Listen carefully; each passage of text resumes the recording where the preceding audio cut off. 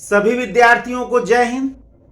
मैं विकास श्रीवास्तव विक्रमादित्य आईएएस गोरखपुर के YouTube channel पर आपका स्वागत करता हूं। प्यारे विद्यार्थियों, आज हम लोग अपने इस प्लेटफॉर्म से बीपीएससी मेंस जीएस की तैयारी प्रारंभ करा रहे हैं और अपने इस बीपीएससी मेंस जीएस की तैयारी के तहत मैं कई सारे लेक्चर दूंगा और मेरा उद्देश्य अपने इस क्लास के तहत यह उद्देश्य रहेगा कि मैं बीपीएससी मेंस में जीएस का जो पेपर होता है, फर्स्ट और सेकंड पेपर, उसके लगभग महत्वपूर्ण सारे टॉपिक्स को का लेक्चर दूं ताकि आपके लिए बीपीएससी मेंस जीएस की तैयारी करना कठिन न रहे। और मैं आपको विश्वास भी दिलाना चाहता हूं कि अगर आपने लेक्चर ध्यान से देखा तो ये मेरा विश्वास है कि आपको उससे महत्वपूर्ण लाभ जरूर मिलेगा और बीपीएससी का मेंस का जो बाधा है आप उसे जरूर पार कर जाएंगे।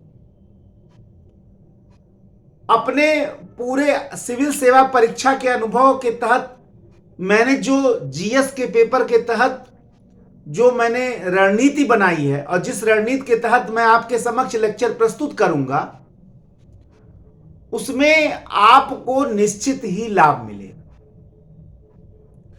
वैसे तो सिविल सेवा परीक्षा की तैयारी अपने आप में अंतहीन है और कोई भी किताब हो, चाहे कोई भी मटेरियल हो, उसके लिए पर्याप्त नहीं। लेकिन एक तैयारी करने वाला विद्यार्थी हमेशा संभावनाओं को ढूंढता है और वही संभावनाएं ही वास्तविक परिणाम में फलित होती है।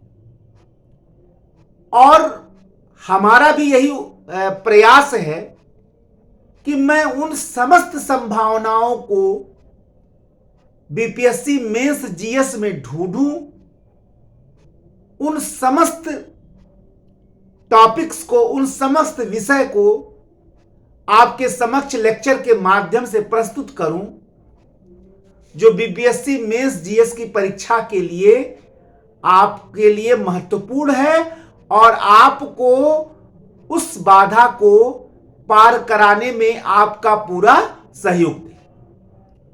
इसी के तहत मैंने ये लेक्चर सीरीज प्रारंभ किया है और बीपीएससी की परीक्षा कभी हो, यह लेक्चर हमारे लिए सर्वकालिक है। आपके लिए हर समय बीपीएससी मेंस में यह लेक्चर वरदान साबित हो।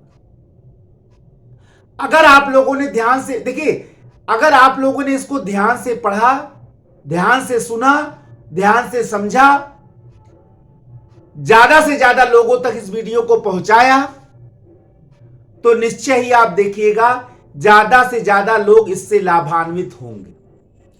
यह मेरा एक प्रयास है और अपने प्रयास के तहत मैं यही सोच रहा हूं कि ज्यादा से ज्यादा उन समस्त लड़के जिनके पास धन है या नहीं है, जो उम्मीदों के इन भवसागर में, बीपीएससी के मेंस परीक्षा जो उम्मीदों का एक भवसागर है जिसे आप सभी लोगों को पार ही करना है, उम्मीद लेकर आते हैं। हो सकता है किसी के पास सामर्थ्य हो, किसी के पास सामर्थ्य ना हो।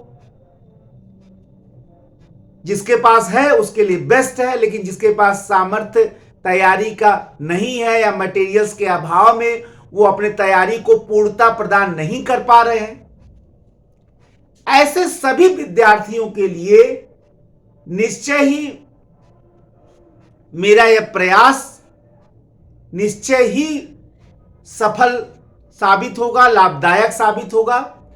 कमेंट के माध्यम से आप जरूर बताइएगा। लेकिन आप लोग जितना ही समर्थन देंगे हमारे इस लेक्चर को, उतना ही हमारा उत्साहवर्धन होगा। आप कमेंट के माध्यम से हमें बताएंगे कि सर ये चीज और आप करें, वो भी उस क्षेत्र में मैं आगे बढ़ूंगा।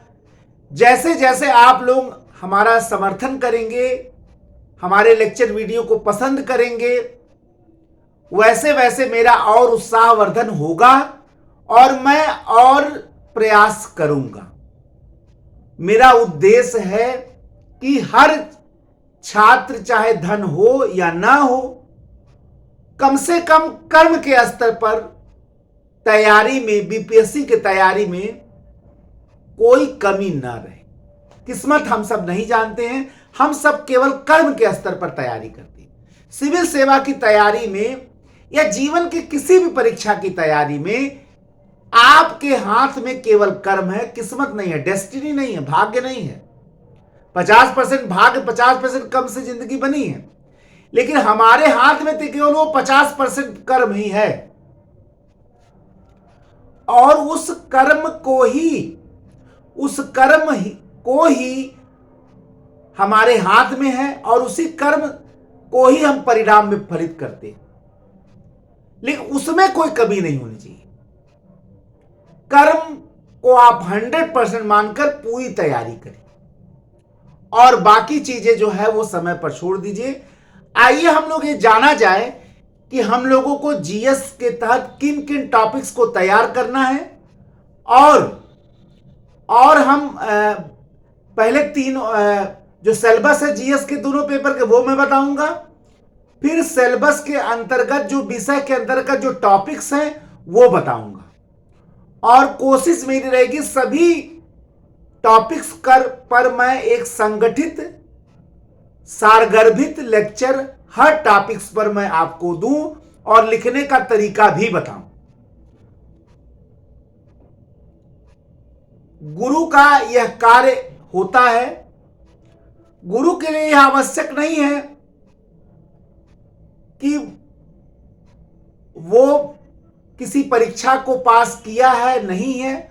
उसके जीवन भर का परिश्रम, उसके जीवन भर का संघर्ष, उसके जीवन भर का अनुभव भले ही उसके काम ना आया हो, लेकिन उसके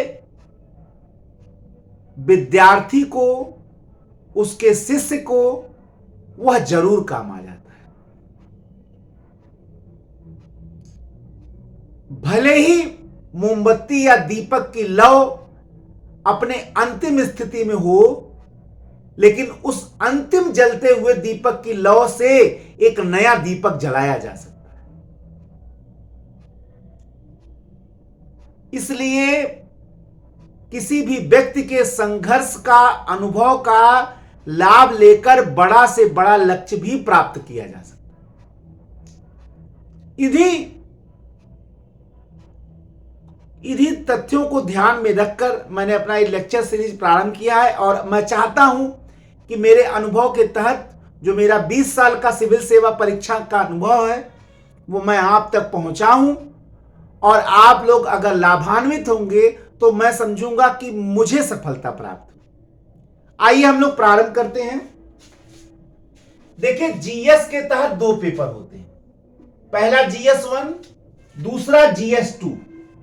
ठीक है, बीपीएससी में जीएस के तहत 2 पेपर होते हैं, पहला GS1, दूसरा GS2। GS1 के तहत आधुनिक भारत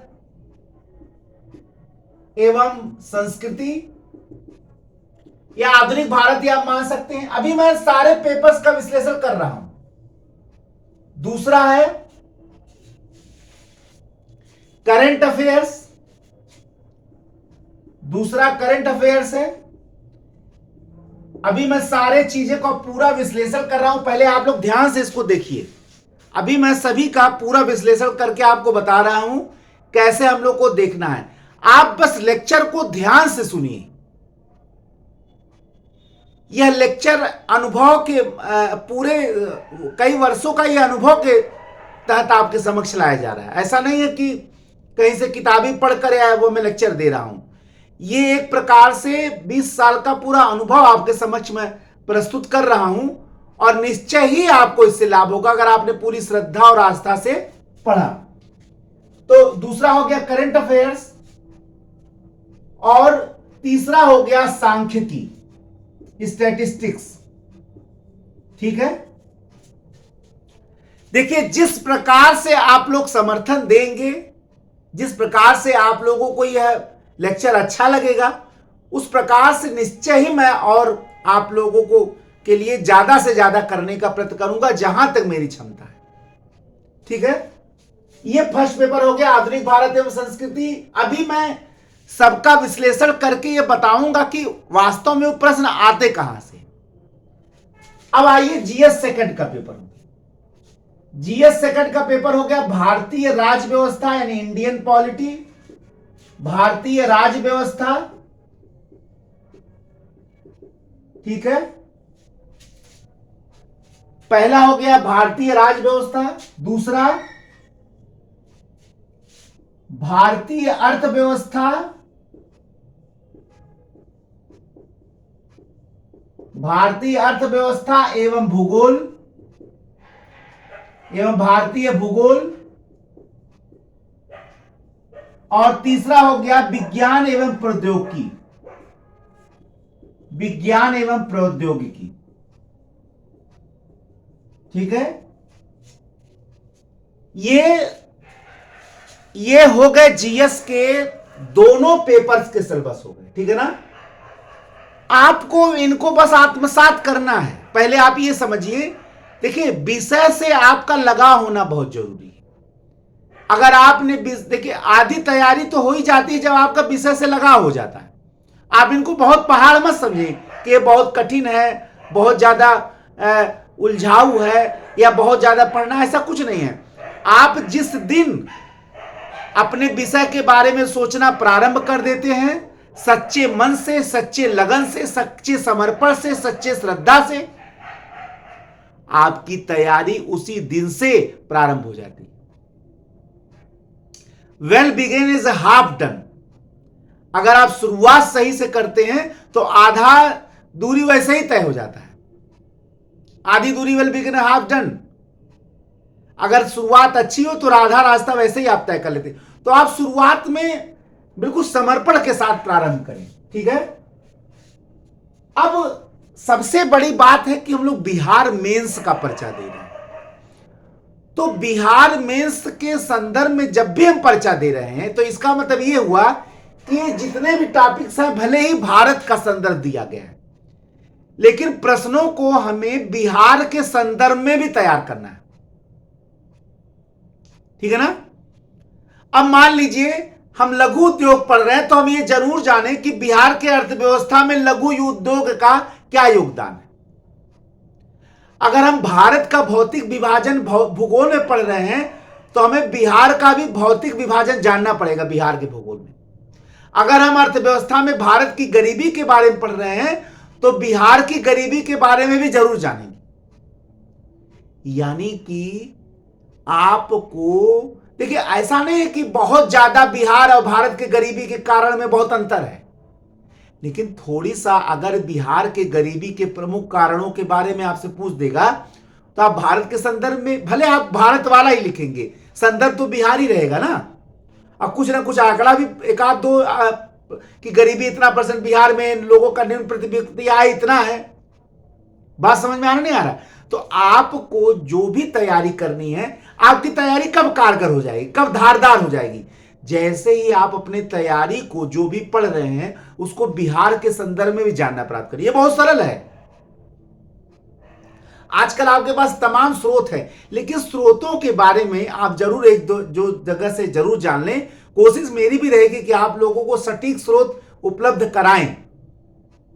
ये मेरा जरूर प्रयत्न रहेगा कि मैं आपके समक्ष कई स्रोत रखूं, ठीक है। लेकिन फिर भी आप जब सब स्रोत जानकारी कहीं से लें, देखिए मेरा उद्देश्य आपके इस मार्ग को सरल बनाना है अपने अनुभव के माध्यम से, ठीक है। और मेरा उद्देश्य यही है कि जिन चीजों को आप सरलता से लेते हैं, जहां आपका ध्यान नहीं पहुंचता है, जिन चीजों को आप अनायास लेते हैं, तथ्यों का पुलिंदा मत बनाइए तैयारी को। एग्जाम में तथ्य भरने से नंबर नहीं मिलता है, एग्जाम में विश्लेषण से नंबर मिलता है। हमेशा याद रखिए, जितना ही आप विश्लेषण करेंगे, जितना ही आप विषय का एनालिसिस करेंगे और अपने सरल भाषा में, बहुत कठिन भाषा नहीं, आपकी वर्तनी जो है वो बहुत कठिन नहीं होगी। आपकी राइटिंग जो है, जो लेखन है, वो साधारण भाषा में हो सकता है, जिस भाषा में आप बोलते हैं, समझते हैं। आपका विश्लेषण बहुत पारंगत होना चाहिए। हमेशा याद रखिएगा, भले ही ये हल्ला शोर मचा हो कि तथ्यों का पुलिंदा भरने से एग्जाम मिलता है, लेकिन हमेशा याद रखिए एग्जाम में नंबर मिलता है, लेकिन हमेशा आप याद रखिए कि विश्लेषण से ज्यादा नंबर मिलता है। इसलिए आप देखते हो बहुत लड़के, कभी कभी आप बहुत कम लिखते हैं, नंबर ज्यादा पा जाते हैं, कभी कभी आप बहुत ज्यादा लिख के भी नंबर कम पा जाते हैं। इसका कारण क्या होता है? इसका कारण यही होता है कि एग्जामिनर सिविल सेवा की परीक्षा में बैठा हुआ है तो विश्लेषण ही देखेगा। अब आइए, अगर हम मान लीजिए विज्ञान प्रौद्योगिकी के बारे में बात कर रहे हैं, तो निश्चित ही आपको विज्ञान प्रौद्योगिकी का अर्थ, बिहार के अर्थ समाज में, बिहार में भी योगदान जरूर आप जानेंगे कुछ हद तक। उसके बाद अगर आप आधुनिक भारत पढ़ रहे हैं, तो आधुनिक भारत जनरली, यह पेपर जो है आधुनिक भारत का, वो बिहार के संदर्भ में ही है। अगर मान लीजिए आप सविनय अवज्ञा आंदोलन पढ़ रहे हैं, भारत छोड़ो आंदोलन पढ़ रहे हैं, या आप असहयोग आंदोलन पढ़ रहे हैं, तो बिहार के संदर्भ में इन आंदोलनों की व्याख्या याद रखिए। भारत छोड़ो आंदोलन में जयप्रकाश नारायण का क्या योगदान रहा बिहार में, ये भी आप जानिए। आजाद दस्ता उनका बना था। इसके अलावा मतलब फिर करंट अफेयर्स में आप निश्चित ही राष्ट्रीय और अंतर्राष्ट्रीय घटनाएं जानेंगे। जैसे इस बार के लिए अगर मेंस कोई दे रहा है, तो जाहिर सी बात है रूस और यूक्रेन युद्ध हो रहा है, वो उनके लिए महत्वपूर्ण है। ठीक है, कोरोना काल में कोरोना महत्वपूर्ण था और प्रश्न आया भी था। इतना तो अंदाजा आप भी स्वयं लगा सकते हैं कि क्या महत्वपूर्ण है। और मैं जरूर एग्जामिनेशन के अगर बिल्कुल मेरा कोशिश यही रहेगा कि एग्जाम के कुछ दिन पहले मैं मेंस में करंट अफेयर्स के लेक्चर जरूर एक दो दे दूं, ताकि बढ़िया दे दूं, ताकि आपका करंट अफेयर्स भी तैयार। फिर सांख्यिकी में आप जाए, सांख्यिकी विश्लेषण में आरेखन, चित्रण और सांख्यिकी विश्लेषण, ये पूरा आता है। अभी मैं उस सिलेबस का डिस्कशन कर रहा हूं। एक बात हमेशा ध्यान से रखिएगा कि बिहार पीसीएस में जीएस मेंस का जो पेपर है, अगर आपने गहराई से तैयारी कर लिया है और विषय का आपके पास समझ है, तो बहुत आसानी से आप इस परीक्षा को पास कर सकते हैं। हमेशा याद रखिएगा, जिन लोगों की तैयारी सतही है, उन्हीं के लिए ज्यादा समस्या रहता है। आपको राइटिंग जरूर अच्छा रखना पड़ेगा, मतलब अच्छा क्या माने, पठनीय हो। ठीक है ना, पठनीय होना बहुत जरूरी है। पठनीय का मतलब एग्जामिनर को पढ़ जाए, राइटिंग खराब हो अच्छा हो, ये सिविल सेवा में नहीं चलता है। सिविल सेवा में पठनीय होना चाहिए, बस मेन बात है। हालांकि देखा गया कि राइटिंग अच्छे होने का फर्क पड़ता है, फिर भी आप जब भी मेंस के परीक्षा में लिखें, टू द पॉइंट लिखें। ये सब विश्लेषण मैं करूंगा, प्रश्नों के बारे में जरूर बताऊंगा आपको कैसे लिखना है। और एग्जामिनर को पहले बिंदु से ही यह बताना प्रारंभ करें कि भाई आप जो पूछ रहे हैं मैं उसको जान रहा हूं और मैं उसी को लिख रहा हूं। एग्जामिनर को आप पहले बिंदु से ही ये बताएं।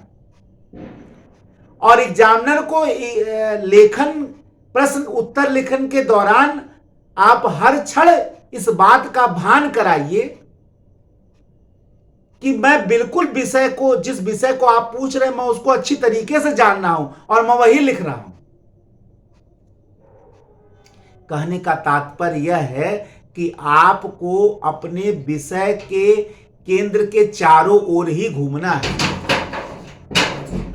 ऐसा नहीं है कि आप बहुत दूर आगे निकल जाए, ऐसा नहीं कि आप बहुत ज्यादा आगे निकल जाए। आपको जो है अपने विषय तक ही सीमित रहना है, अपने विषय के चारों तरफ ही रहकर लिखना है। हमेशा याद रखिए कि अपने विषय के चारों तरफ ही रहकर अगर आप लिखेंगे तो आपको निश्चित बहुत अच्छा नंबर मिलेगा। यह हमेशा याद रखिए। आइए थोड़ी सा जीएस के जो हमने सिलेबस बताया है, इनके महत्वपूर्ण टॉपिक्स के बारे में जिन पर हमारा लेक्चर आधारित रहेगा उनको पढ़ा जाएगा।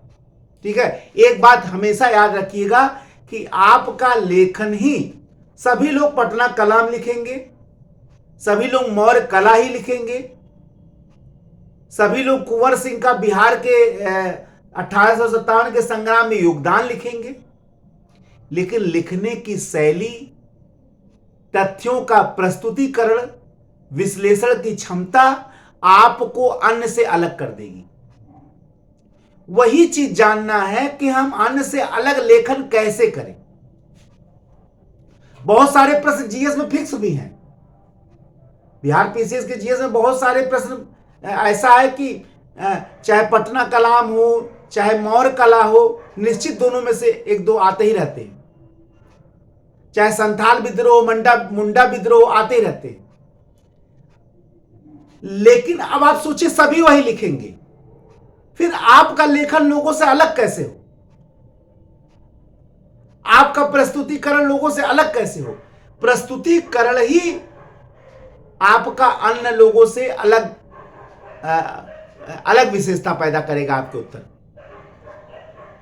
तो आपको रिप्रेजेंटेशन जानना है, लेखन की शैली को जानना है, कोशिश हमारी यही रहेगी। लेकिन सबसे पहले उस विषय का समझ भी रखना है, क्योंकि जब तक आप विषय को समझे नहीं रहेंगे, विषय के बारे में आपके पास सटीक ज्ञान नहीं रहेगा। सिविल सेवा में अधिक ज्ञान से नहीं निकलता है परीक्षा, सिविल सेवा में स्पष्ट ज्ञान से परीक्षा निकलता है, अधिक ज्ञान से परीक्षा नहीं निकलता है। परीक्षा जो है वो स्पष्ट ज्ञान से निकलता है। तो आपके अंदर स्पष्ट ज्ञान होना बहुत आवश्यक है। जिस चीज को जानिए आप उसको बिल्कुल निश्चित रूप से जानिए, उसमें कोई शंका ना हो। पता चला आप मौर्य कला पढ़कर जा रहे हैं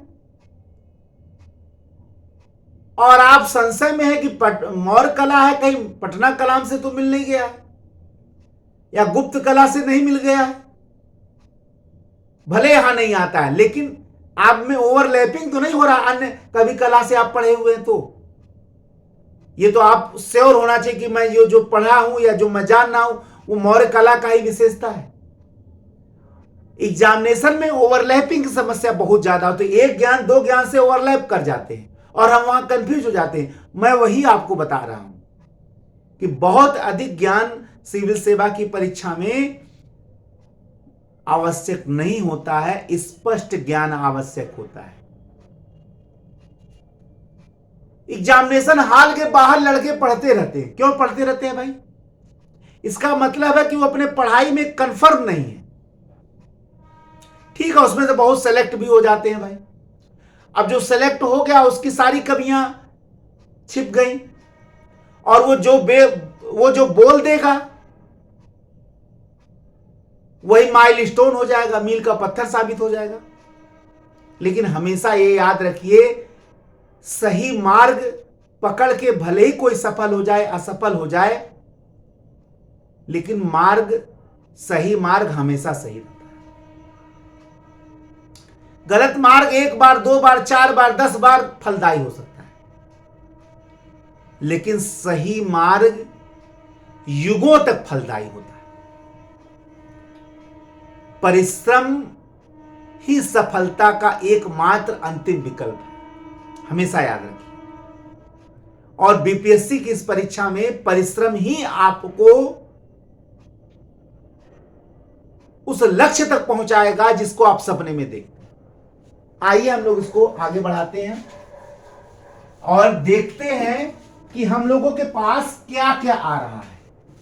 इसमें हम लोग जीएस में क्या क्या हम लोग टॉपिक्स देखेंगे, जो हमारे पास टॉपिक्स आता है, और उन सारे टॉपिक्स को हम लोग एक एक करके रखेंगे। और इन्हीं टॉपिक्स पे मेरा लेक्चर्स भी आधारित रहेगा। सबसे पहले जो है आधुनिक भारत का हम लोग देख लेते हैं। जो GS1 का पेपर है उसमें आधुनिक भारत को हम लोग देख लेते हैं।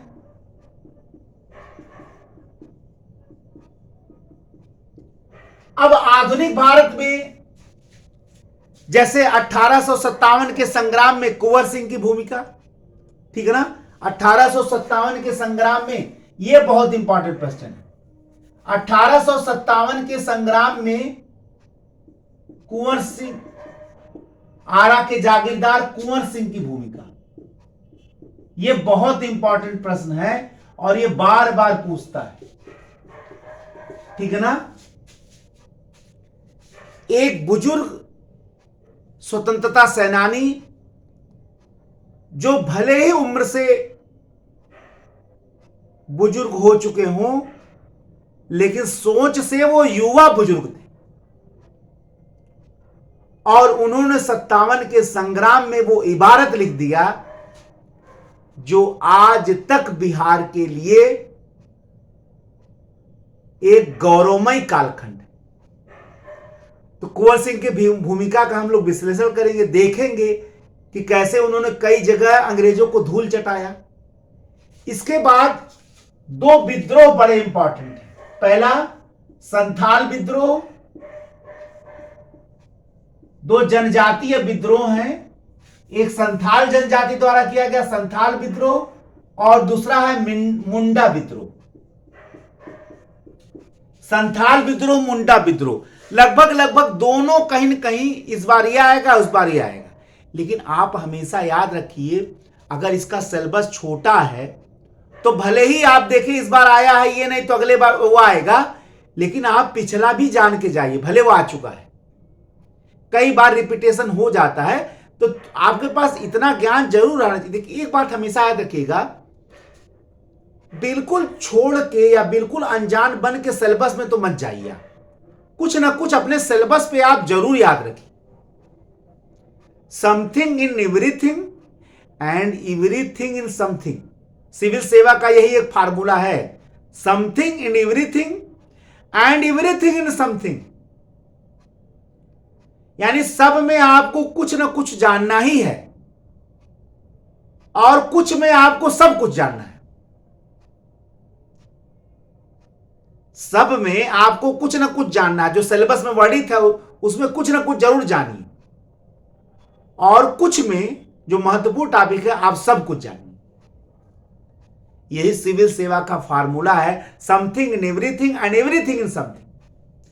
अगर आप इस फार्मूले में पढ़ाई करेंगे तो सिविल सेवा की परीक्षा में कभी भी आपको मायूस नहीं होना पड़ेगा। मैंने बार बार बोला, कर्म के स्तर पर मायूस नहीं होना पड़ेगा, किस्मत को छोड़ दीजिए, किस्मत हमारे हाथ में नहीं है।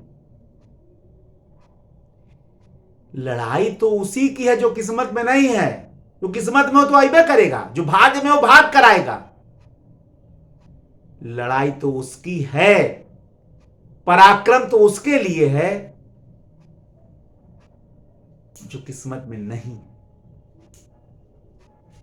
ठीक है, प्रारब्ध को अगर बदलना है तो पराक्रम दिखाना ही पड़ेगा, और पराक्रम ही जो दिखाता है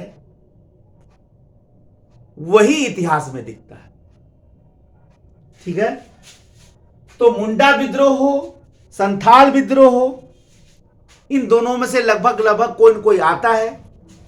फिर चंपारण सत्याग्रह हो, चंपारण सत्याग्रह ये बड़ा इंपॉर्टेंट है बिहार के लिए। ठीक है, चंपारण सत्याग्रह, सत्याग्रह की पहली घटना भारत में गांधी जी द्वारा प्रयोग की गई। दूसरी बात कि चंपारण सत्याग्रह के माध्यम से भारत में एक राष्ट्रीय नेता की प्राप्ति हुई, महात्मा गांधी। सत्याग्रह के अस्त्र का प्रयोग हुआ पहली बार। यह भी एक आश्चर्य की बात थी कि सत्याग्रह, सत्य का आग्रह कर रहे थे, एक ऐसे अस्त्र का प्रयोग गांधी जी कर रहे थे जिससे ब्रिटिश सरकार परिचित नहीं थी, इसलिए चंपारण सत्याग्रह महत्वपूर्ण हो गया। दूसरा, कई बार आप चंपारण सत्याग्रह पढ़कर आज जाते हैं और एग्जाम में पूछ दिया कि चंपारण सत्याग्रह का महत्व क्या है, अब माइंड करिए, वो ये नहीं पूछ रहा है कि कैसे राजकुमार शुक्ला गांधी जी से मिले, उनको बुलाए, गांधी जी वहां घूमे चंपारण में, उसके बाद लगान देने से मना किया। महत्व पूछ रहा है भाई, ये जानिए, कहानी नहीं पूछ रहा है। यही सब चीजें तो मैं यहां डिस्कस करूंगा आपको। अब आप कहानी लिख के आ रहे हैं, चंपारण सत्याग्रह पूछ रहा है। चंपारण सत्याग्रह का बिहार के इतिहास में महत्व क्या है, या भारत के इतिहास में महत्व क्या है? और आप जो है पूरा चंपारण सत्याग्रह का कथा लिख कर आ रहे हैं, कैसे नंबर मिलेगा आप बताइए? यही चीज सारे मैं डिस्कशन यहां करूंगा और आपको बताऊंगा कि प्रश्न कई बार हम जो सोच कर आते हैं जाते हैं वो नहीं आता है। आप असहयोग आंदोलन पढ़ के जा रहे हैं, पूछ रहा असहयोग आंदोलन का महत्व।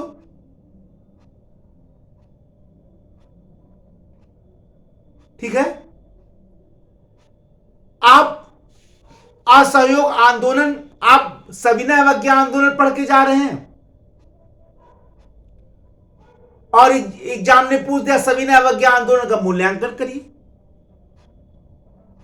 क्या यह एक असफल आंदोलन था? क्या अपने उद्देश्यों को कहां तक प्राप्त कर सका? अब बताइए, प्रश्न आपको समझकर आगे निकलना है। हमेशा याद रखिए कि जब आप अपना दृष्टिकोण ब्रॉड रखेंगे ना, तो आप देखेंगे कि एग्जाम में आपको कभी भी नाउम्मीद नहीं होना पड़ेगा।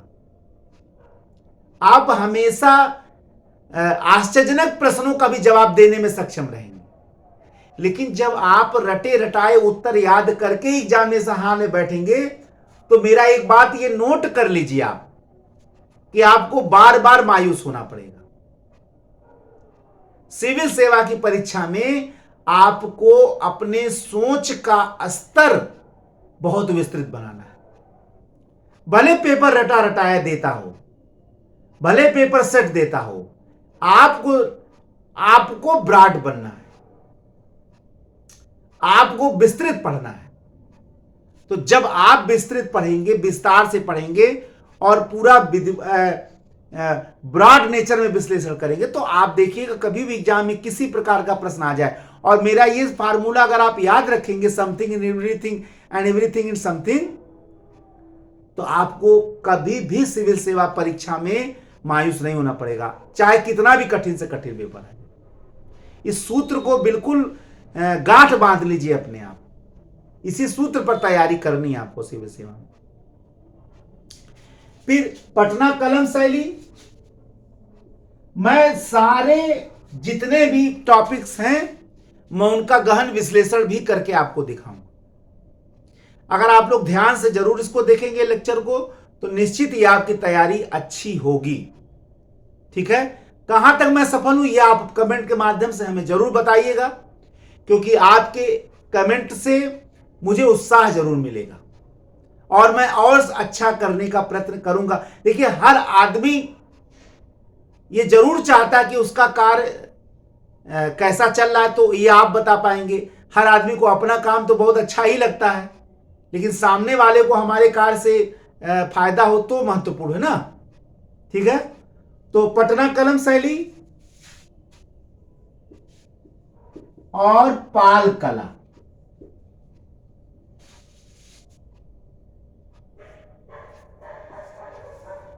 पाल कला, और सातवां है मौर्य कला। ठीक है,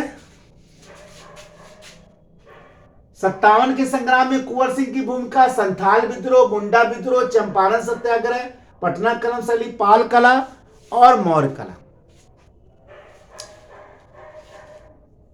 अगर आधुनिक भारत में जनरली इन चीजों का विश्लेषण कर लिया जाए, तो मेरे अनुसार से जो 3 प्रश्न आपको करने हैं आधुनिक भारत वाले सेक्शन में, वो 3 प्रश्न हो जाएंगे।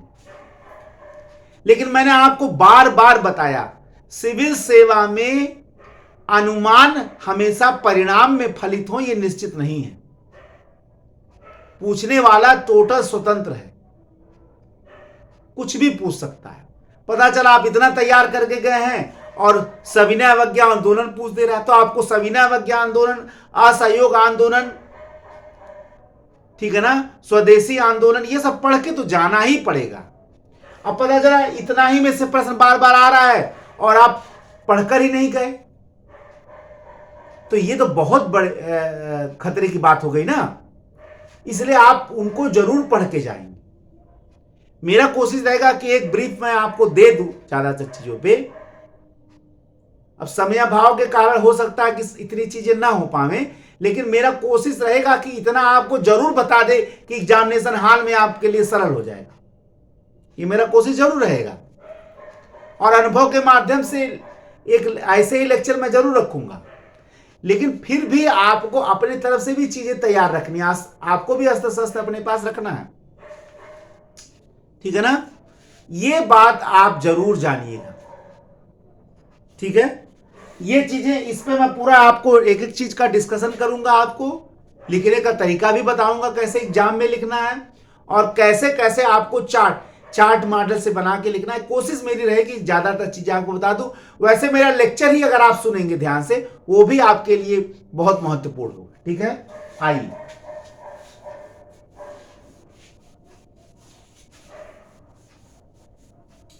अब हम लोग देखते हैं करंट अफेयर्स में क्या क्या पूछ सकता है, ठीक है। जो तीसरा पार्ट है करंट अफेयर्स का, राष्ट्रीय एवं अंतर्राष्ट्रीय घटनाएं। दूसरा जो है राष्ट्रीय एवं अंतर्राष्ट्रीय घटनाएं, राष्ट्रीय एवं अंतर्राष्ट्रीय घटनाएं, राष्ट्रीय एवं अंतर्राष्ट्रीय घटनाएं। अब ये पार्ट जो है बहुत अनिश्चित है। राष्ट्रीय घटनाएं क्या क्या घट रही हैं, जैसे लव जिहाद का ही मुद्दा इस समय बहुत ज्यादा चल रहा है। अभी श्रद्धा मर्डर कांड हो गया है, इसके संदर्भ में पूछ सकता है कि क्या ये कहां तक सही है। हालांकि कोई आधिकारिक शब्द ये नहीं है, लेकिन ये भी चल रहा है। अब भले ही ये शब्द आधिकारिक हो ना हो, इसको मान्यता मिले ना मिले, इसके पीछे कोई भी चीज हो, लेकिन बर्बर हत्याकांड या किसी को मार देना, किसी का कत्ल कर देना, जघन्य अपराध करना, ये तो अपने आप में बुराई है कि नहीं। उसको ना राजनीति के चश्मे से देखिए, ना धर्म के चश्मे से देखिए। एक सभ्य मानव के रूप में, एक सभ्य या देशभक्त इंसान के रूप में तो देखिए, तो गलत है ही है। तो निश्चित ऐसे चीजों पर प्रश्न बन सकता है।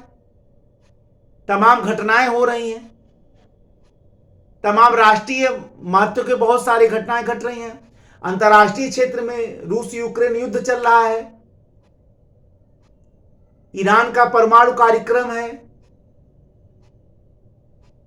तेल की बढ़ती कीमतें हैं या घटती कीमतें हैं, बढ़ती महंगाई के संदर्भ में याद कर लीजिए। महंगाई भी बहुत बड़ा मुद्दा है। तो और कुछ 4-5 देशों के संदर्भ में भारत का संबंध बहुत जानना जरूरी है। चाहे वो बीपीएससी हो, चाहे वो आईएएस में हो, कम से कम 4 देशों के साथ आपका वर्तमान संबंध जरूर क्लियर होना चाहिए कि वर्तमान में क्या क्या घटनाएं घटी। जैसे भारत और अमेरिका संबंध, भारत और रूस संबंध, भारत और चीन संबंध, भारत और पाकिस्तान संबंध। ये 4 देशों के साथ जो है आपके संबंध का वर्तमान संदर्भ, माने वर्तमान में इन दोनों के संबंध में क्या क्या घटना घटी और संबंधों का इतिहास। वर्तमान में क्या घटना घट रही है भाई, आप संबंधों के इतिहास से शुरू करेंगे और वर्तमान में क्या क्या घटना घटी है वो भी आपको जानना पड़ेगा। क्लियर है। ये सारी चीजें कम से कम 4 के बारे में तो आपको अंतर्राष्ट्रीय क्षेत्र में पहले इनको तो जानना है, क्योंकि एग्जामिनर जब भी अंतर्राष्ट्रीय संबंधों में देता है तो इन 4 के संबंधों को जरूर देखता है। अब रूस यूक्रेन युद्ध के संदर्भ में भारत और रूस संबंध का विश्लेषण करिए। रूस यूक्रेन युद्ध के संदर्भ में भारत और रूस के संबंधों का विश्लेषण करिए। अब देखिए, पूरी दुनिया रूस के विरुद्ध हो रही है, लेकिन भारत के लिए सॉफ्ट कॉर्नर क्यों ना, भारत का एक परम मित्र रहा और भारत को कई बार उसने वीटो के माध्यम से सुरक्षा परिषद में बचाया है। तो वही तो पूछ रहा है। तो संबंधों का इतिहास भी आप बताते हुए वर्तमान संदर्भ में आप बताएंगे कि भारत बड़ी मात्रा में तेल का आयात वहां से ही कर रहा है।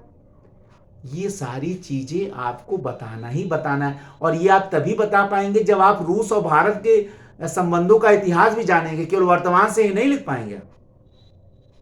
कोशिश रहेगी मैं आपको ये सब सारी चीजें बताऊं, लेकिन मैंने आपको कहा ना, जैसे ही आप सोचना प्रारंभ कर देते हैं सच्चे मन से, तैयारी आपकी शुरू हो जाती है। किसी भी चीज को बहुत भार नहीं लेना है। आज स्वाभाविक प्रवृत्ति, पढ़ाई वही फायदेमंद है जो स्वाभाविक प्रवृत्ति से होते जाए। जैसे आप खाते हैं, पीते हैं, सोते हैं, बैठते हैं, उठते हैं, इसमें आपको टेंशन नहीं होता है। किस कह दिए भाई चलो खाना खाना है, अच्छा, तो आप वो टेंशन नहीं होगा उसको। किस कह दिए चलो सोने जाना, तो टेंशन नहीं होगा उसको। टहलने जाना, सभी चले जाएंगे। तो पढ़ने के समय टेंशन क्यों होता है? पढ़ने के समय क्यों टेंशन होता है भाई? तो जैसे खाते पीते सोते उठते बैठते हैं, वैसे पढ़ाई भी स्वाभाविक प्रक्रिया है। जैसे आप पढ़ाई अपने स्वाभाविक प्रक्रिया से जैसे आप करना प्रारंभ कर देंगे, पढ़ाई आपके लिए एक आनंद का विषय बन जाएगा, मजा का विषय नहीं बनेगा। मजा और आनंद में अंतर है।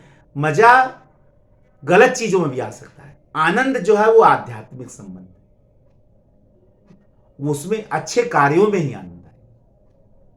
ठीक है, स्वाभाविक तैयारी करेंगे आप, बहुत आसानी से बीपीएससी मेंस की परीक्षा निकाल ले जाएंगे। बस आप उन्हीं सारे मानकों का प्रयोग करते चलिए जो आपको बताया जा रहा है। ठीक है, इसके बाद जो तीसरा पेपर है सांख्यिकीय विश्लेषण का, 3 प्रश्न आपको यहां से करने रहेंगे।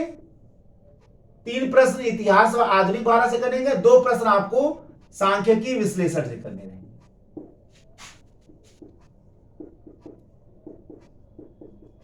तो सांख्यिकी के प्रश्न रहते हैं बारंबारता वगैरह से, आरेखन और चित्रण से प्रश्न रहते हैं। ठीक है, कोशिश रहेगा कि मैं आपको कुछ ना कुछ क्वेश्चन जरूर हल करवा दूं, तरीका हल करने का बता दूं, ये मेरा जरूर कोशिश रहेगा। समयाभाव के कारण हो सकता है कि कुछ कमियां रह जाए, लेकिन फिर भी मेरा उद्देश्य यही रहेगा कि कुछ ना कुछ आपको जरूर बता दूं सांख्यिकी विश्लेषण से और करंट अफेयर से। मतलब आपको इतने अस्त्र शस्त्र जरूर दे दिए जाएं कि आपको युद्ध में कोई प्रॉब्लम ना हो, ये मेरा उद्देश्य रहेगा। ठीक है, ये मेरा पूरा उद्देश्य, और मैं इसी उद्देश्य से ये लेक्चर सीरीज शुरू भी कर रहा हूं। बीपीएससी तैयारी, मेंस की तैयारी, मैं अपने एक शुभ उद्देश्य को ध्यान में रखकर ही इसको शुरू कर रहा हूं, ताकि आपके ज्यादा से ज्यादा लोग, और मेरा उद्देश्य है कि ज्यादा से ज्यादा लोगों तक मैं पहुंचूं, मेरी बात पहुंचे, मेरी आवाज पहुंचे। आप मुझे थोड़ी अर्थ पे यहां स्वार्थी भी कह सकते हैं, लेकिन स्वार्थ के पीछे आपका कल्याण भी छुपा है, ये हमेशा याद रखिए। भले ही, लेकिन मेरा ये उद्देश्य है कि आप ज्यादा से ज्यादा लोग लाभान्वित हों, इसमें कोई स्वार्थ नहीं। हां, ज्यादा से ज्यादा लोग पहुंचे, ये तो है। और फिर जंगल में मोर नाचा किसने देखा?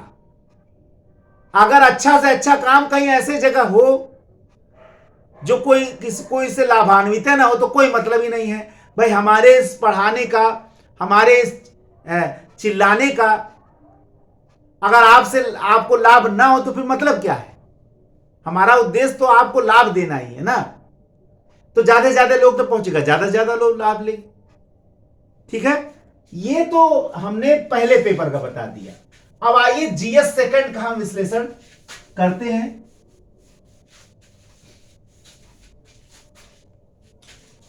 जीएस सेकंड, अब जीएस सेकंड में आप देख लीजिए कि पहला है भारतीय राज्य व्यवस्था। ये बहुत बढ़िया ये विषय है, और आप तो ये जान ही रहे हैं कि तैयारी के दौरान जो है सबसे पहले भारतीय राज्य व्यवस्था ही तैयार होता है। जब भी आप तैयारी प्रारंभ करते हैं तो सबसे पहले भारतीय राज्य व्यवस्था ही तैयार होता है। एक बहुत सरल टॉपिक माना जाता है और आपको मैं बताऊं कि आप गणित की तरह नंबर पा सकते हैं इसमें। अब आप पूछेंगे कि सर राज्य व्यवस्था में गणित की तरह नंबर कैसे मिलेगा? अरे भाई, पूरा राज्य व्यवस्था आप अनुच्छेदों के माध्यम से, आर्टिकल के माध्यम से लिख डालिए ना। मौलिक अधिकार पूछ रहा है, हम लोग एक बार मेंस दे रहे थे, पूरा मौलिक अधिकार के बारे में ही दे दिया था। आप बताइए, पूरे मौलिक अधिकारों को, 6 मौलिक अधिकारों को पूरा पूछ रहा था, तो आप बताइए वो कैसे लिखेगा? लेकिन जो लड़का अनुच्छेदों के माध्यम से पूरा लिख दिया होगा, तो आप बताइए कितना बढ़िया नंबर मिला होगा। तो पॉलिटी में जैसे ही आप अनुच्छेदों के माध्यम से लिख देंगे, लेकिन मैं फिर आपको ही बात कर रहा हूं कि आपको बिहार के संदर्भ में भी तैयारी रहनी चाहिए, ठीक है ना? भारत के संविधान की प्रकृति यहीं से शुरू होता है। अब भारत का जो संविधान है वो संघात्मक है, एकात्मक है, केसीवियर के शब्दों में अर्धसंघीय है, क्वासी फेडरल है, ठीक है ना? ये सारी चीजें आपको जानना है। और बहुत संभव कि जब आप लिखें तो आप एक चार्ट बना दें कि भारत के संविधान में संघीय ढांचा की क्या विशेषताएं हैं और एकात्मक ढांचा की क्या विशेषताएं। चार्ट बना दीजिए, फिर उसको लिखिए। ये सारी चीजें मैं बताऊंगा, घबराइए मत, क्योंकि जानते हैं आजकल ग्राफिक्स का बड़ा चलन हो गया है। और आप देखिए, जो जो लड़के टाइप करते हैं वो बहुत ज्यादा यही दिखाते हैं कि ग्राफिक्स के माध्यम से मैंने लिख दिया। अच्छा, एक बात और है ना कि एग्जामिनर एक एक शब्द को पढ़ना नहीं चाहता है, तो उसने ग्राफिक्स के माध्यम से देख लिया कि हाँ भाई आप इन चीजों को जान रहे, यही आप लिखने जा रहे हैं, तो उसको अच्छा लग जाए, वो समझ जाएगा कि आपको क्या लिखना है। फिर आप अंदर लिख डालिए, कम लिखिए, ठीक, कोई समस्या नहीं, लेकिन आपने ग्राफिक्स के माध्यम से दिखा दिया कि मैं यही लिखने जा रहा हूं, और मुझे मालूम है ये सारी चीजें। एग्जामिनर को पता चल गया। एग्जामिनर बहुत ज्यादा एक एक शब्द, ठीक है, वो तो कहा ही जाता है, एक शब्द देखा जाता है, लेकिन बहुत सारे बड़े बड़े एग्जामिनर से ये बात जरूर पता चलता है कि वो लोग कहते हैं ना, first impression is the last impression. वो एग्जामिनर शुरू में ही समझ जाता कि आप क्या लिखने वाले। इसके बाद अगला टॉपिक महत्वपूर्ण है, पहला भारतीय संविधान की प्रकृति। भारतीय संविधान की प्रकृति ये बड़ा इंपॉर्टेंट टॉपिक है। मैंने बताया कि भारतीय संविधान संघात्मक है, एकात्मक। दूसरा, मौलिक अधिकार एक महत्वपूर्ण टॉपिक है। दूसरा, एक मौलिक अधिकार महत्वपूर्ण टॉपिक है, ठीक है। इसके बाद तीसरा, संसदीय लोकतंत्र। तो जब आप संसदीय लोकतंत्र को जानिए तो अध्यक्षात्मक लोकतंत्र आप जरूर जानिए। भारतीय संविधान निर्माताओं ने संसदीय लोकतंत्र को अपनाया, लेकिन संसदीय लोकतंत्र और अध्यक्षात्मक लोकतंत्र में अंतर क्या है, इसको भी प्रस्तुत करिए। तो आप जब संसदीय लोकतंत्र जान रहे हैं, जो ढांचा हमारे वहां अपनाया गया, तो आप अध्यक्षात्मक प्रेसिडेंशियल डेमोक्रेसी के बारे में भी जरूर जानिए। कई बार एग्जामिनर ये देखना चाहता है कि आप लोकतंत्र का संसदीय केवल रटे हुए हैं कि आपको लोकतंत्र की पूरी ज्ञान है। अब केवल संसदीय लोकतंत्र का आप तैयारी कर रहे हैं, आप अध्यक्षात्मक लोकतंत्र के बारे में कुछ जाने नहीं रहे हैं, तो ये कैसा घातक तैयारी होगा। ये सारी चीजें मैं अपने लेक्चर में आपको बताऊंगा। फिर राष्ट्रपति के चुनाव के बारे में, निर्वाचन के बारे में, फिर राज्यपाल के चुनाव के निर्वाचन के बारे में, उसकी शक्तियों के बारे में, बिहार की राजनीति में जाति का क्या प्रभाव है, बहुत इंपॉर्टेंट प्रश्न है, ये भी आप जानें। आरक्षण के संबंध में विभिन्न मुद्दों को आप समझ लें। देखिए, एक बात मैं आपको बताऊं, तैयारी का आज जैसा आपको लग रहा होगा सिलेबस कहीं कहीं बहुत बड़ा हो जाता है, सिलेबस बड़ा नहीं होता है। आपको हर विषय को गहराई से पढ़ लीजिए, और गहराई से पढ़कर उसका एक अपने दिमाग में आइडिया विकसित कर लीजिए, उसका एक समझ विकसित कर लीजिए। आप ये देखेंगे कि जब आप विभिन्न विषयों के संबंध में एक समझ विकसित कर लिया है आपने, तो आपका सारा मार्ग ही तैयारी का सरल हो जाएगा। ये केवल आपको मेंस में ही मदद नहीं करेगा, प्री में भी प्रश्न आएंगे और जब आप इंटरव्यू देंगे तब भी यही समझ काम आ जाएगा। देखिए, एक साधे सब सधे, सब साधे सब जाए। आप जब एक बार बढ़िया तैयारी करके एक समझ विकसित कर ले रहे हैं तो मेंस में भी काम आ रहा है, प्री में भी काम आ रहा है और इंटरव्यू में भी काम आ रहा है।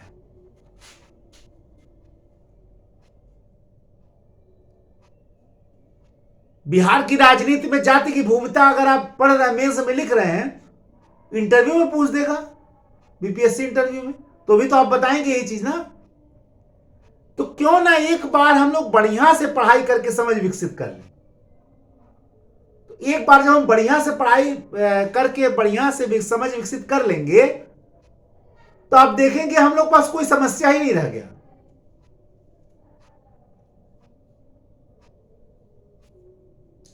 लेकिन उस समझ को विकसित करने के लिए अखंड परिश्रम करना पड़ेगा। वो 1 दिन 2 दिन 4 दिन में नहीं आने वाला है। असली लड़ाई तो उसी की है। वो उठल्लू तैयारी करने से नहीं आएगा, उसके लिए आपको गंभीर अध्ययन करना पड़ेगा।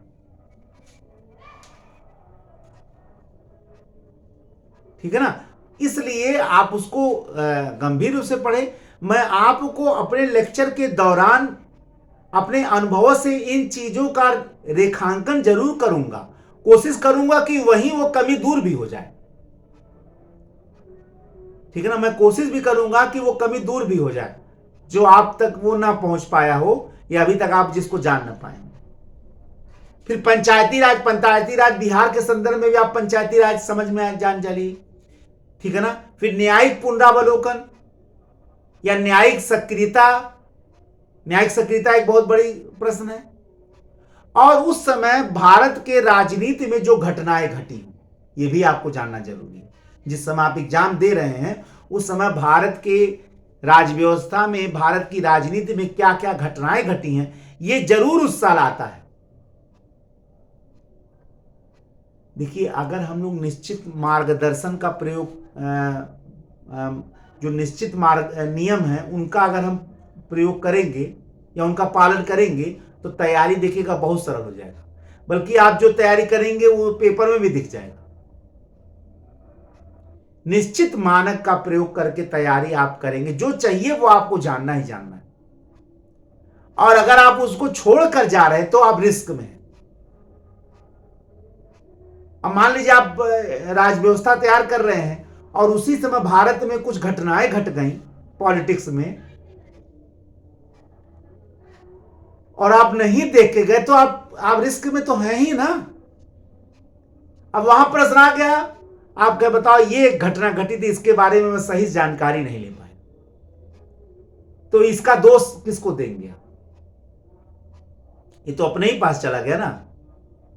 अच्छा, ये सब ऐसी चीजें हैं कि जो एक बार में आप नहीं समझ पाएंगे। ये जो अनुभव, जो बार बार एग्जाम देता है वो समझ जाता है। ये सारी चीजें जो अनुभव और संघर्ष करके पहुंचा है यहां तक, वो जरूर समझ रहा है कि कहां कमी होती है। तो मैं अपने अनुभव के माध्यम से ये कमियां रेखांकित करके दूर करने का प्रयत्न भी करूंगा आपके पास। ठीक है, ये पॉलिटिक्स की बात होगी। अब आइए, जो दूसरा सेक्शन है जहां से 3 प्रश्न यहां से करना है, फिर जो दूसरा सेक्शन है जहां से 3 प्रश्न करना है वो अर्थव्यवस्था, भारतीय अर्थव्यवस्था एवं भूगोल, भारतीय अर्थव्यवस्था एवं भूगोल का। ठीक है, दोनों एक में ही रखा जाता है। अब यहां आपको बिहार के संदर्भ में प्रश्न ज्यादा आते हैं। जैसे बिहार का प्राकृतिक विभाजन पढ़ लीजिए, बिहार में बाढ़ पढ़ लीजिए, बिहार में सूखा पढ़ लीजिए, ये भूगोल में ज्यादा पूछता है। फिर आप बिहार में गरीबी के कारण क्या है। बहुत बार प्रश्न ये भी आया है कि आपदाएं ही बिहार के गरीबी का बहुत बड़ा कारण है। बिहार के अर्थव्यवस्था में लघु उद्योगों का क्या योगदान है, बिहार के अर्थव्यवस्था में कृषि का क्या योगदान है। यानी भूगोल वाला और अर्थव्यवस्था वाला जो पार्ट है, इसमें बहुत सारे प्रश्न जो हैं वो बिहार के अर्थव्यवस्था और भूगोल से। हाँ, भूगोल वाला तो ज्यादा भारत का ही कर देगा, लेकिन वहां भी बाढ़ के बारे में पूछ देगा, वहां भी सूखा के बारे में पूछेगा। बिहार के गरीबी का प्रमुख कारण बाढ़ और सूखा है। अब व्याख्या कर दीजिए आप उसका पूरा, कि बाढ़ और सूखा से आर्थिक ढांचे पे क्या प्रभाव पड़ता है, बिहार के आर्थिक पिछड़ेपन का क्या कारण है। हालांकि सरकारें अभी इस प्रकार के प्रश्नों से बचती हैं क्योंकि उनका गलत संदेश जाता है उनके विरुद्ध पहले, लेकिन ये सारे प्रश्न बहुत आते थे। अब थोड़ी ये प्रश्न कम हो गए क्योंकि सरकारें चाहती नहीं है कि आयोग ऐसे प्रश्न बनावे, ऐसे प्रश्न नहीं चाहते, लेकिन फिर भी आपको इन प्रश्नों को लेकर चलना पड़ेगा। तो अर्थव्यवस्था में आप सामान्य चीजें जाने ही, भारत की योजनाएं जानिए, भारत के बेरोजगारी के बारे में जानिए, भारत में लघु उद्योग के बारे में जानिए, भारत के आयात निर्यात के बारे में जानिए, भारत के उद्योग के बारे में जानिए, ये चीजें जीएसटी के बारे में जानिए। ये सारी चीजें आपको जानना ही जानना है, लेकिन ज्यादातर चीजें बिहार के संदर्भ में भी जानना है। भारत के नदियों के बारे में जानिए, भारत के नदी घाटी परियोजनाओं के बारे में, भारत के प्राकृतिक विभाजन के बारे में जानिए, भारत में मानसून की उत्पत्ति के बारे में जानिए। भूगोल में भी आप भारत के संदर्भ में जान सकते हैं, लेकिन आपको बिहार के संदर्भ में ज्यादा यहां जानना है। बिहार के संदर्भ में अगर आप जान के चलेंगे बढ़िया से, तो निश्चित ही आपको नंबर यहां बहुत अच्छा मिल जाएगा। अब आपदा प्रबंधन के बारे में आप पढ़ रहे हैं, आजकल एक आपदा प्रबंधन, डिजास्टर मैनेजमेंट जो एक बढ़िया टॉपिक है, तो अब बिहार के संदर्भ में डिजास्टर मैनेजमेंट की क्या स्थिति है भी जान लीजिए। ठीक है, देखिए आप अपने तैयारी को खुद ही सटीक बना सकते हैं। करना आपको है, हम लोग केवल आपको मार्गदर्शन कर सकते हैं, केवल मार्ग दिखा सकते हैं। उस रास्ते पर चलकर सफलता की मंजिल तक पहुंचने का काम आपका है। माइंड रखिएगा, जब पूरी दुनिया आपका साथ छोड़ देती है, यहां तक कि आपकी परछाई भी आपका साथ छोड़ देता है, एक चीज आपके साथ हमेशा रहती है, हर परिस्थिति में रहती है, बुरे से बुरे परिस्थिति में रहती है, वो है आपकी योग्यता, वो है आपकी एबिलिटी। यह योग्यता आपका साथ कभी नहीं छोड़ती। चाहे आप जीवन के अंतिम क्षण तक पहुंच जाएं, ये योग्यता ही आपको पुनर्स्थापित करती है और पुनः आपको खड़ा होने के लिए प्रेरित करती है। जब सब कुछ समाप्त हो जाए तब भी आपकी योग्यता ही आपके साथ रहती है, वही आपका मूल है। इसलिए पढ़ लिख कर योग्य तो बनना ही बनना है, वही तो आपके साथ रहना हमेशा। ठीक है, तो अब आइए विज्ञान प्रौद्योगिकी के बारे में जान लिया जाए। कोशिश रहेगा कि सारे टॉपिक्स पर सारगर्भित लेक्चर आपको दिया जाए, ताकि लेक्चर ही अगर आप सुन ले ध्यान से तो आपका एग्जाम में प्रश्न आसानी से आप हल कर सके। कोशिश मेरी ये रहेगी, ठीक है, मेरा पूरा कोशिश है कि ये सारी चीजें आपको मैं उपलब्ध कराऊं। हालांकि अन्य लेक्चर्स में बिजी होने के कारण, ऑफलाइन वगैरह में बिजी होने के कारण भी नहीं उतना समयाभाव रहता है, लेकिन उद्देश्य मैंने ये शुरू किया है। कोशिश मेरी जरूर है कि मैं इसको मंजिल तक जरूर पहुंचाऊं। आप लोग के समर्थन की भी पूरी आवश्यकता है। ठीक है, अब विज्ञान और प्रौद्योगिकी के तहत जो है, आप जरा देखिए, विज्ञान एवं प्रौद्योगिकी के तहत हम लोग, थोड़ी सा स्पष्ट नहीं हो पा रहा होगा, आप लोग लेक्चर सुनिए। विज्ञान और प्रौद्योगिकी के तहत जैसे भारत के नाभिकीय ऊर्जा कार्यक्रम या परमाणु ऊर्जा कार्यक्रम से प्रश्न हमेशा आया है, भारत के अंतरिक्ष कार्यक्रम से बार बार प्रश्न आया है, पर्यावरण प्रदूषण से संबंधित प्रश्न बार बार आया है, दूर संवेदी उपग्रह या दूर संवेदी उपग्रह प्रणाली जो भारत की बड़ी इंपॉर्टेंट प्रणाली है उससे भी आया है, नैनो टेक्नोलॉजी, स्टेम सेल, आजकल नई नई चीजें चल गई हैं। फिर जैव प्रौद्योगिकी, ये बहुत इंपॉर्टेंट टॉपिक है। जैव प्रौद्योगिकी तो आपको याद ही रखना है, साथ में जैव विविधता, बायोडायवर्सिटी के बारे में भी याद रखना है, ठीक है। ये सारी चीजें आपको, जैव प्रौद्योगिकी याद कर लीजिए, जैव विविधता याद कर लीजिए, पर्यावरण प्रदूषण याद कर लीजिए। देखिए मैं आपको बताऊं, ये ऐसे टॉपिक नहीं है जिसमें बहुत तथ्य आपको याद करना है, लेकिन आपको इसका कॉन्सेप्ट जरूर बनाना है। जब आप इन चीजों का कॉन्सेप्ट बना लेंगे तो आप देखेंगे बहुत। भारत के परमाणु ऊर्जा कार्यक्रम, अब कितने चरणों में परमाणु ऊर्जा कार्यक्रम होते हैं, हर चरण में कौन कौन से तत्वों का प्रयोग हो रहा है, अब ये तो आपको समझना ही पड़ेगा ना। नाभिकीय ऊर्जा कार्यक्रम में कैसे हो रहा है ये भी हमें जानना है, कौन सा चरण इस समय चल रहा, आगे आने वाले समय कौन चरण चलेगा ये भी आपको जानना है। तो कहने का मतलब ये है कि आप तैयारी किस ढंग से करते हैं, इसी बात पर यह निर्भर रहेगा कि आप एग्जाम में कंफर्टेबल रहेंगे या टेंशन में रहेंगे। अगर आप पूरे मानकों का प्रयोग करके तैयारी कर रहे हैं तो निश्चित ही आप वहां कंफर्टेबल रहकर आप अपने लक्ष्य को प्राप्त कर लेंगे। याद रखिएगा, एग्जामिनेशन हॉल में अपने नर्वस सिस्टम पर जो कंट्रोल रखेगा उसका सफल होना निश्चित है, और जो नर्वस सिस्टम पर कंट्रोल वहां नहीं रख पाएगा वो गलती जरूर कर देगा, तो उसके लिए सफलता पर हमेशा प्रश्न चिन्ह लगा। तो इस प्रकार से मैंने तीनों विषय, जो फर्स्ट पेपर में थे जीएस का उसका मैंने डिस्कस कर दिया है, फिर तीनों पेपर जो सेकंड पेपर पे उसका मैंने डिस्कस कर दिया। 8-8 प्रश्न आपको वहां से हल करने हैं दोनों जगह। अब मैं अगले लेक्चर में जो टॉपिक्स मैंने बताया हर विषय से, उन टॉपिक्स पे एक एक लेक्चर लेकर आऊंगा। कोशिश रहेगा जितने टॉपिक्स मैंने तय किए हैं, हर विषय पर जितने टॉपिक्स हैं, 3 उसमें है 3 इसमें है, सब पे मैं जितने टॉपिक्स बोला हूं या कुछ और भी टॉपिक्स होंगे जो मैं अलग से बोलूंगा, सब पे मैं एक सारगर्भित लेक्चर आपके समक्ष लाऊं जो आपको एग्जामिनेशन हॉल में वास्तविक रूप से लाभ दे, केवल बनावटी नहीं, केवल बनावटी लेक्चर के रूप में नहीं, बल्कि मेरा उद्देश्य यही रहेगा कि वास्तव में आपसे इससे लाभ हो। बस हमेशा ये याद रखिएगा कि मैं अपना ध्यान अपने लेक्चर्स पर ही रखता हूं कि लेक्चर सारगर्भित हो।